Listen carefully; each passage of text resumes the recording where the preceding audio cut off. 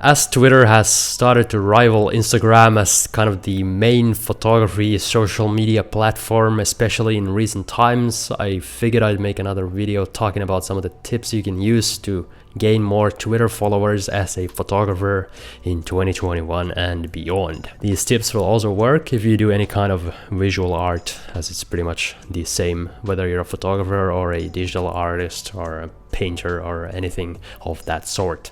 Currently, I've been growing at the pace of like 1,000 or 2,000 new followers a month pretty consistently. I currently have around 19,000+ Twitter followers. I've been tweeting a couple times a day, maybe once or twice on average, usually while I'm on the toilet or just going to bed. So it's not like it takes all day to follow these tips, and they are tips that I use myself. Now, I made a video on the topic of Twitter a couple months ago already, but I decided I have a couple of things to add. If you haven't seen that video, you can check it out here as well. That one is more of a generic video, but it still has some good information. In this video, we're going to focus on how you can basically grow from zero. But I recommend, if you're serious about Twitter, watch both of these videos. So anyway, let's get to the tips.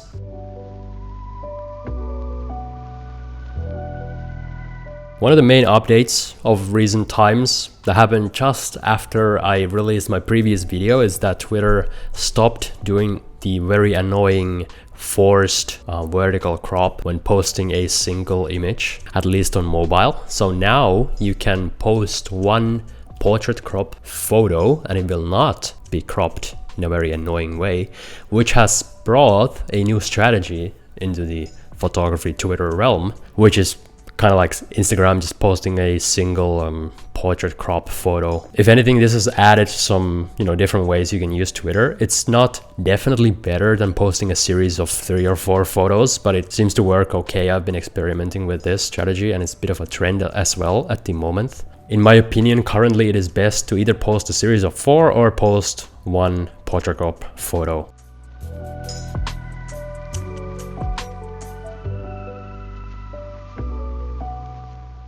Another thing you can experiment with is using an app like PhotoGrid to compile a series of photos into one portrait crop kind of series. This seems to work reasonably well. I haven't done enough experimentation to see if it works better than posting a series of 4, but that is certainly something to keep in mind. Post in the correct crop in the correct format. By the way, you can check my Twitter account @TimusPhoto and see what I'm doing. These are tips that I follow myself, so looking at my account is going to give you a good idea of what I'm doing instead of just listening to this video.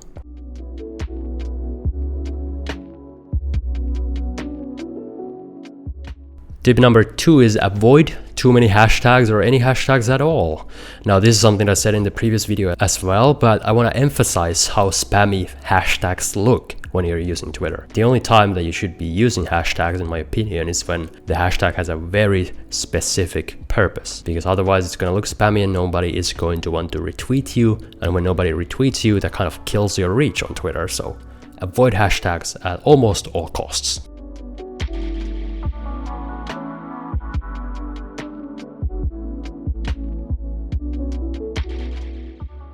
Tip number 3, however, is there's certain hashtags that are worth using, especially if you have 0 followers. One of the hashtags, the most important one in my opinion, or my favorite one, is #PortfolioDay.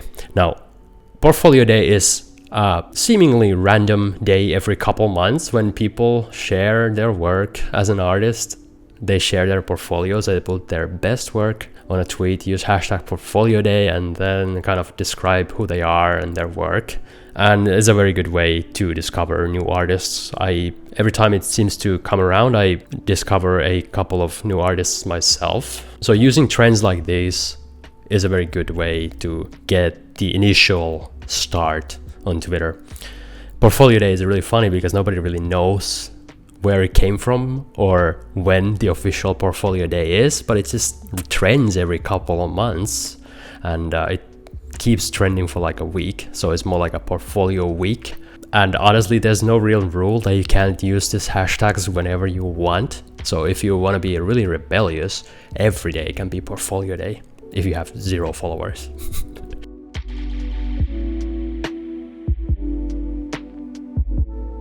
But I think the next tip would be, if you have 0 followers, try not to start from absolutely 0 followers. I know it sounds a bit funny. It's like telling poor people to stop being poor. Easier said than done. Except what I mean on Twitter is, you probably already use some other social media network, like Instagram, for example. You probably already have a network of photographers who may not necessarily be your best friends, but you're familiar with each other. Well, find these people on Twitter, follow them, maybe, comment or, tweet at their photos. Just make yourself known on the platform, because if those people already like your work and are familiar with you as a person, it's likely they are going to follow you back. And it's a lot easier to grow on Twitter if you have, a network of 20 or 30 other photographers, as opposed to having 0. It's kind of like the quantity versus quality of followers in this case. Having other followers who are actual photographers who perhaps have an existing audience is going to be very helpful. So yeah, stop being poor. One way to kind of spice up your Twitter feed is participate in trends that come around occasionally. There's some photography Twitter trends, such as the artist versus the work, or the location versus the photo, or the camera versus the photos that I took with this camera. Don't expect too much out of these, but they can be a fun way to get discovered by new people and kind of spice up your feed and experiment with.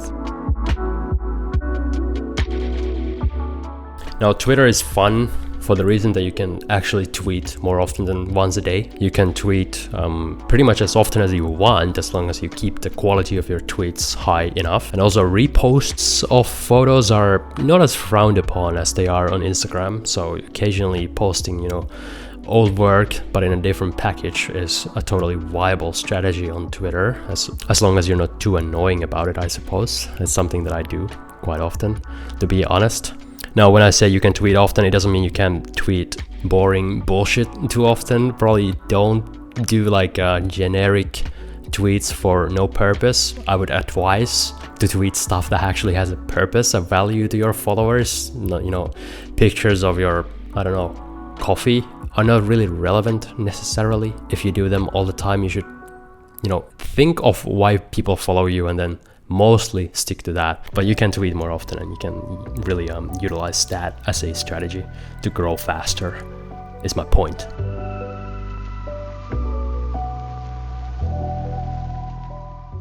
And when you do tweet, I would say it is still better to not leave anything on the table in terms of a tweet if you're really trying to, go viral, and which is the best way to grow when you are very unknown, I would say. Don't leave anything on the table if you can help it, meaning that it is better to post one tweet of your absolute best work than it is to post 4 tweets full of fillers. I realize it kind of contradicts the point that I said earlier, but it really depends what kind of an artist you are, how much work you have in your past portfolio that you can reuse on Twitter. So if you have, a portfolio of 20 or so photos, it's a lot different if you have a portfolio of 200 photos.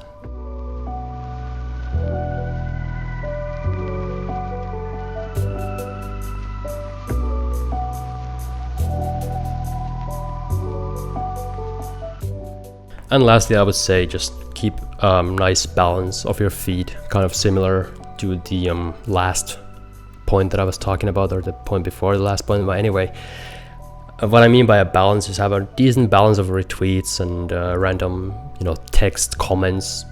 But your main bread and butter should be photos. Have a good amount of photos, your own original work. I'm often hesitant to follow people who retweet too much and have almost none of their own work. Even if I like their work, I don't necessarily want to see too many retweets from those people. Retweets can be a fun way to stay active and support artists who are worth supporting, obviously. That's one of the main functions of Twitter. But the ratio of retweeting and your own work should be sensible, in my opinion, if you're purely trying to build an audience of your own followers on Twitter.